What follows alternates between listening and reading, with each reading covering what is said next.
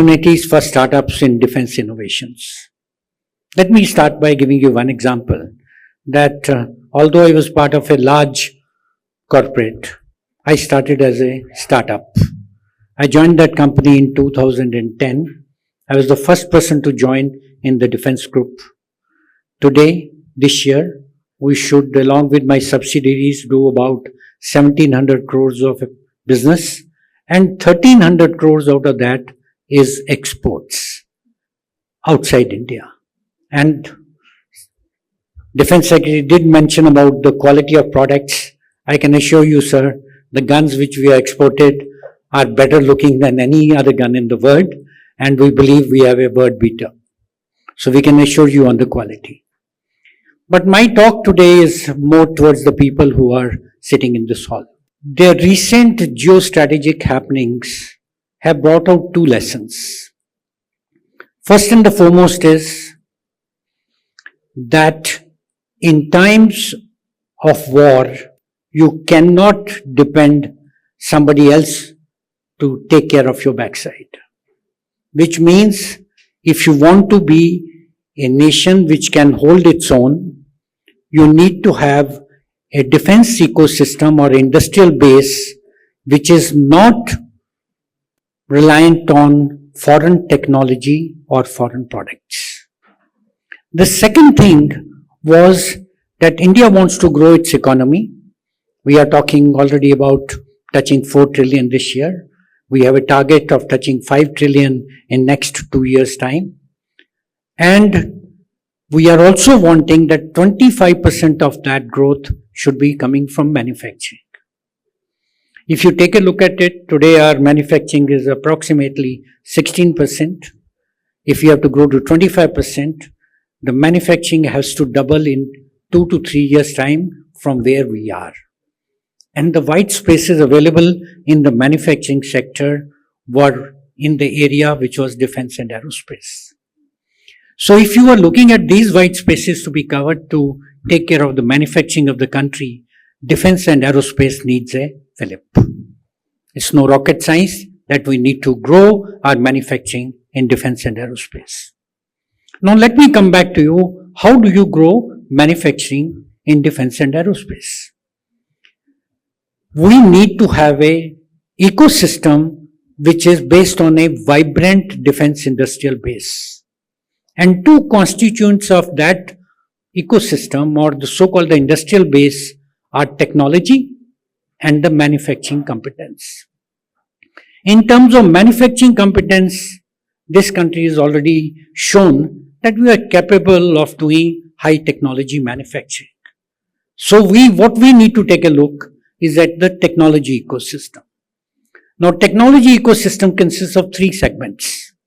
First is research and development, which generally would remain a state function. You will be carrying out research in certain fundamental categories, and this would generally be going from tier 1 to tier 3, 4, nothing beyond.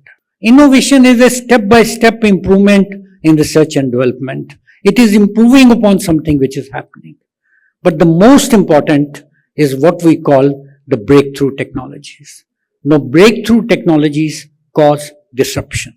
95% of the breakthrough technologies have come out of garages, which is what it means that they come out of startups. I was reading a very interesting book called The Conflict. It's a wonderful book written which sums up all the conflicts which had taken place from First World War till Ukraine war, which is as recent as last year. And the 3 lessons which come out of that book is that you cannot predict with confidence where the defense technologies are headed.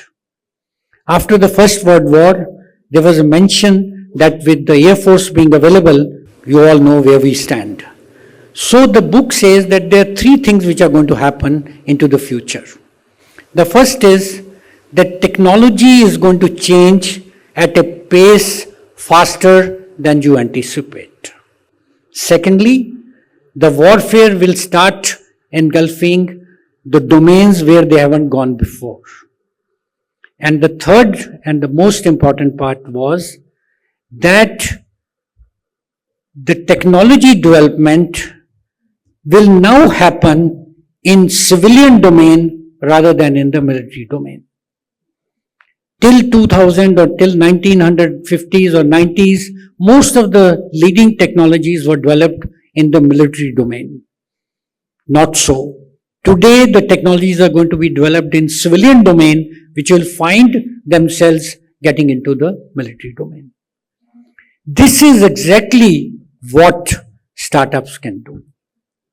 They can bring those technologies, they can bring those real breakthrough technologies will change the face of the warfare, which are going to happen and which are going to be done by the startups. Let me also link this with what happened in the warfare. We are at the cusp of what we call RMA 3.0. There was first came revolution in the military affairs 1.0. India was nowhere on the scene. We were not even ready.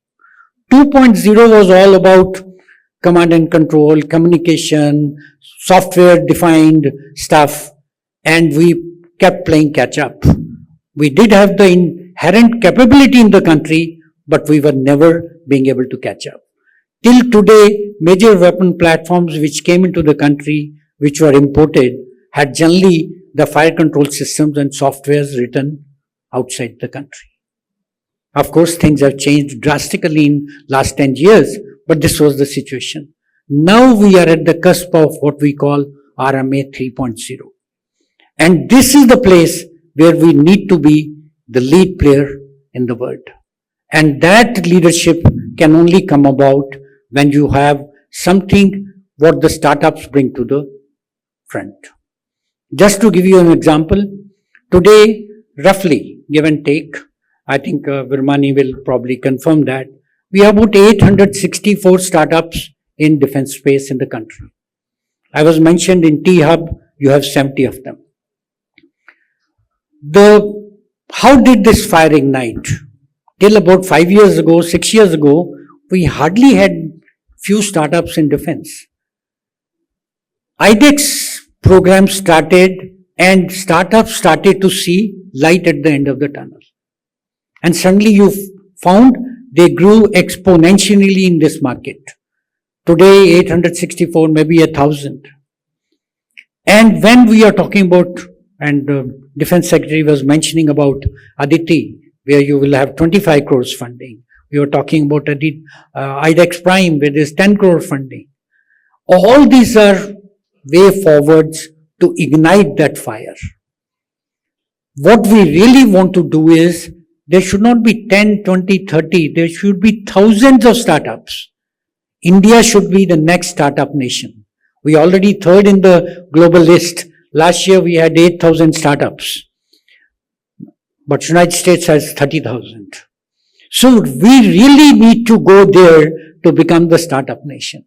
And that startup nation will happen when you see more and more initiatives like T-Hub. I think the only thing which is holding back Indian innovation and startup revolution is perhaps the capital. I think it was already mentioned, we did sign one, I think one MOU has been signed. Moment these things are put into place, I think, tell you, sky's the limit. Each one of you would have seen either on the 30th January or on last Defense Expo or even recently a swarm drone display being done. If I'm not mistaken, it was being done by an Indian startup.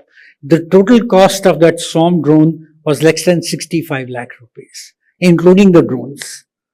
We as Indians have that capability of frugal engineering and frugal development.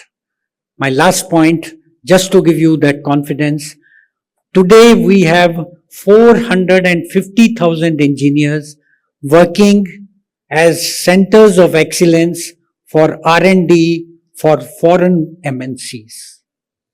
And just the last year's data says that in last 5 years, foreign OEMs have saved $80 billion in research and development costs by having their centers in India. Cost of development in India still is around $40 per hour for a very fine research and development engineer. Compare that to almost 160 euros to $200 in United States of America. So we are blessed in this country with the capability to take us to the next level. All we need is little more light at the end of the tunnel, and I'm sure this will be provided shortly.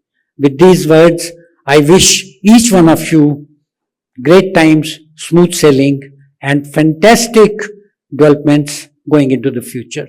Thank you so much. To stay informed about the startup ecosystem, subscribe to My Startup TV.